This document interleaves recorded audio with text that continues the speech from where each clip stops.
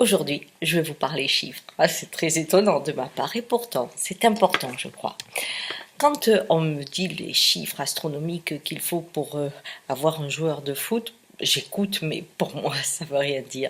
Quand on me parle de la dette, j'écoute, mais pour moi, ça ne veut rien dire.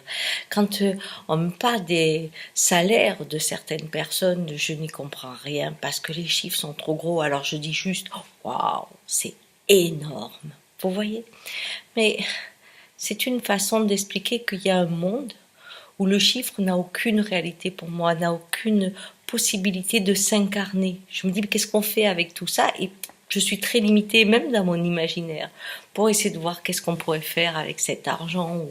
Je n'ai aucune sensibilité aux chiffres. Et c'est un peu comme quand on est passé du franc à l'euro, hein, on était toujours en train de convertir pour savoir si ça faisait cher ou pas cher. Hein.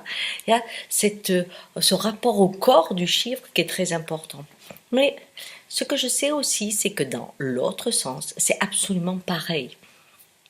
Quand je discute avec mon ami Pierre, hein, qui fait des légumes et qui est un maraîcher bio, et qui me dit « Ah, moi, tu vois, si j'arrive à 700 € par mois, je suis le cadeau. » Là, il est à 420. Moi, avec 420 €, ça veut rien dire pour moi. Je n'arrive pas à savoir comment je m'en sortirai avec 420 €. C'est trop. Quand on me dit qu'il y a des postes à 2,90 € de l'heure, je comprends pas. Ça me fait comme le grand chiffre. Je sais absolument pas. 2,90 € de l'heure, je peux pas comprendre ce que cela donne. Donc, si vous voulez, le petit chiffre, à mon niveau, eh bien, il y a un endroit où je n'ai plus aucune représentation, sauf une forte angoisse en me disant « Oh, mais comment ils font ?» Et je pense que c'est la même chose pour, par exemple, celle qui a enlevé 5 € aux gens.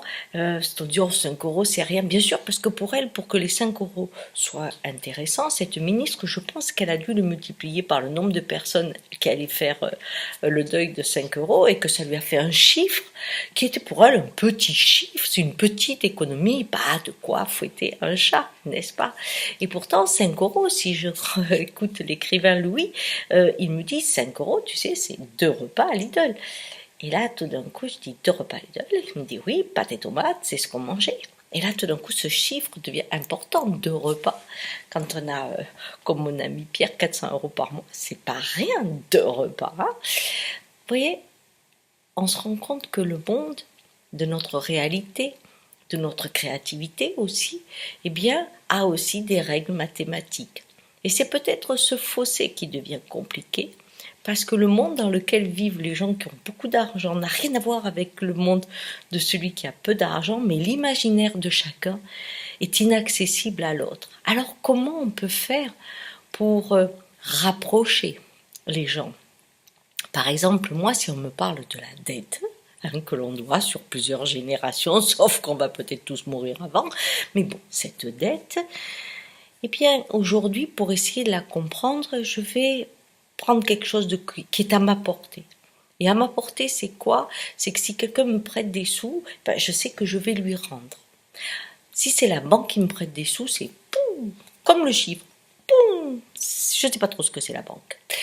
Par contre, si je mets derrière les banques des gens qui détiennent la dette du monde, donc la propriété du monde, alors à ce moment-là, ça devient quelque chose de concret. Parce que je sais que ce que je rembourse ou ce que je fais va dans leur poche et je les regarde autrement. Et là, ça, je peux y avoir accès. D'où l'intérêt peut-être aujourd'hui de ramener du concret dans le terme de dette. Voilà, on partage. Surtout, écrivez-moi. Au revoir.